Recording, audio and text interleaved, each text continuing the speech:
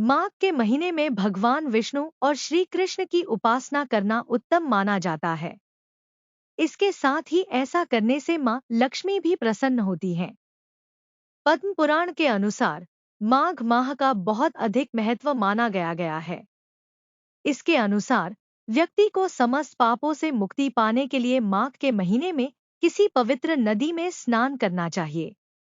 इससे न सिर्फ पापों से मुक्ति मिलती है बल्कि स्वर्ग प्राप्ति भी होती है। भक्तों, हम आपके लिए हर दिन माघ मास के महात्म्य और गीता पाठ के महात्म्य की वीडियो लेकर आए हैं। हरे कृष्णा कृष्णा कृष्णा हरे हरे, हरे रामा रामा रामा हरे हरे। आइए अब सुनते श्री गीता पाठ महात्म्य। श्री गीता उपनिषदों का सार है। महाभारत युद्ध के समय रणभूमि में भगवान श्री कृष्ण ने अर्जुन को जो ज्ञान दिया था वह गीता में बताया गया है। गीता में ऐसी बहुत सी बातें हैं जो मनुष्य को जीवन की कई कठिनाइयों को आसान बनाती है। भगवान शिव ने देवी पार्वती को गीता के पहले अध्याय के पाठ का महत्व जो बताया है वही यहाँ आपके लिए प्रस्तुत है। गीता के पहले अध्याय का नाम अर्जुन विषाद योग है। इस अध्याय में कुरुक्षेत्र के मैदान में उपस्थित बंधुओं और संबंधियों को सामने देखकर अर्जुन के मन में उठे विषाद और मनस्थिति का वर्णन किया गया है, जिसे संजय धृतराष्ट्र को बताते हैं। एक समय पार्वती जी ने पूछा है, महादेव जी, किस ज्ञान के बल पर संसार के सब लोग आपको शिव कहकर पूजते हैं? मृगछाला ओढ़े और अपने सभी अंगों में शमशान की विभूति लगाएं, गले में सर्प और नर मुंडों की माला पहने हुए हो। इनमें तो कोई भी पवित्र नहीं, फिर आप किस ज्ञान से पवित्र माने जाते हैं? तब महादेव ने उत्तर दिया कि हे प्रिय, सुनो, मैं गीता ज्ञान को अपने हृदय में धारण करने से पवित्र माना जाता हूँ। इस ज्ञान से मुझे बाहर के कर्म नहीं व्यापते। तब पार्वती जी ने कहा कि हे भगवान, जिस गीता ज्ञान की आप ऐसी स्तुति करते हैं उसके श्रवण करने से कोई कृतार्थ भी हुआ है? महादेव ने उत्तर देते हुए कहा कि इस ज्ञान को सुनकर बहुत से जीव कृतार्थ हुए हैं और आगे भी होंगे। मैं तुम्हें एक पुरातन कथा कहता हूँ, तुम सुनो। एक समय पाताल लोक में शेषनाग की शैया पर श्री नारायण जी नैन मूंद कर आनंद में मग्न थे। उस वक्त भगवान के चरण दबाते हुए लक्ष्मी जी ने पूछा, हे प्रभु, निद्रा और आलस्य तो उन पुरुषों को व्यापता है जो जीव तामसी होते हैं, फिर आप तो तीनों गुणों से अतीत हो। आप तो वासुदेव हो, आप जो नेत्र मूंद रहे हो, इससे मुझके बड़ा आश्चर्य है।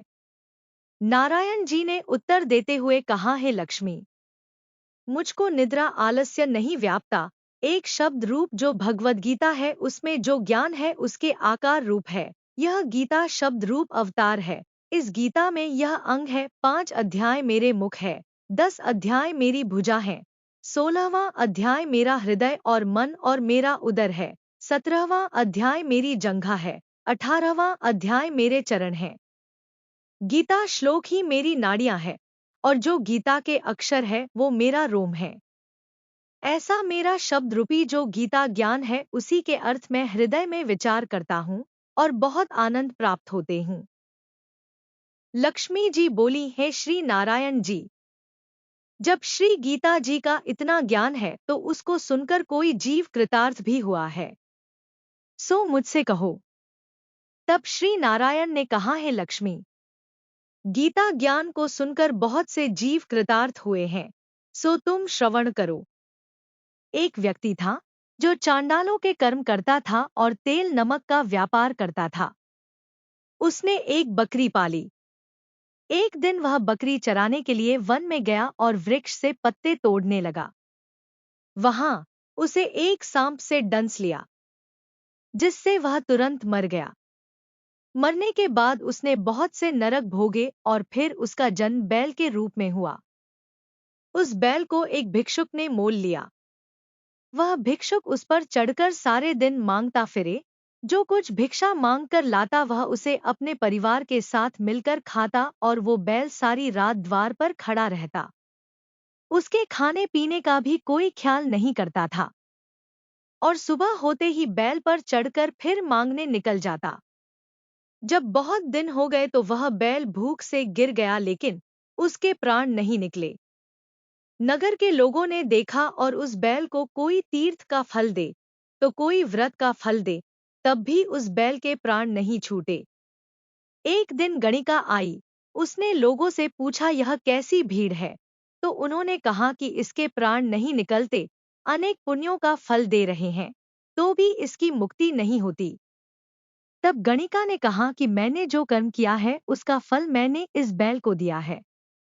इतना कहते ही बैल की मुक्ति हो गई। तब बैल ने एक ब्राह्मण के घर जन्म लिया। पिता ने उसका नाम सुशर्मा रखा। उसके पिता ने उसे पढ़ाया लिखाया। उसको अपने पिछले जन्म की सूध थी। उसने एक दिन मन में विचार किया, जिस गणिका ने मुझे बैल की योनि से छुड़ाया था उसका दर्शन करूं। विप्र चलते चलते गणिका के घर गया और कहा, आप मुझे पहचानती हैं? गणिका ने कहा, मैं नहीं जानती, तुम कौन हो? तब उसने कहा कि मैं वही बैल हूं जिसको आपने अपने पुण्य दिए थे। तब मैं बैल की योनि से छूटा था। अब मैं विप्र के घर जन्म हूं। आप अपना पुण्य बताएं। गणिका ने कहा कि मैंने अपने जाने पुण्य नहीं किया, परंतु मेरे घर एक तोता है। वह रोज सवेरे कुछ पढ़ता है। मैं उसका वाक्य सुनती हूं। उस पुण्य का फल मैंने तुम्हें दे दिया। तब विप्र ने तोते से पूछा कि तू सवेरे क्या पढ़ता है? तोते ने कहा, मैं पिछले जन्म में विप्र का पुत्र था। मेरे पिता ने मुझे गीता के पहले अध्याय का पाठ सुनाया करते थे। एक दिन मैंने गुरु से कहा कि मुझको आपने क्या पढ़ाया है? तब गुरुजी ने मुझे शाप दिया कि तू तोता बन जा। इसके बाद से मैं तोता बन गया। एक दिन बहेलिया मुझे पकड़ ले आया और एक विप्र ने मुझे मोल ले लिया। वह विप्र भी अपने पुत्र को गीता का पाठ सिखाता था। तब मैंने भी यह पाठ सीख लिया। उसी दिन विप्र के घर में चोर घुस गए। उन्हें धन तो प्राप्त नहीं हुआ, लेकिन वह मेरा पिंजरा उठा ले आए। उनकी यह गणिका मित्र थी।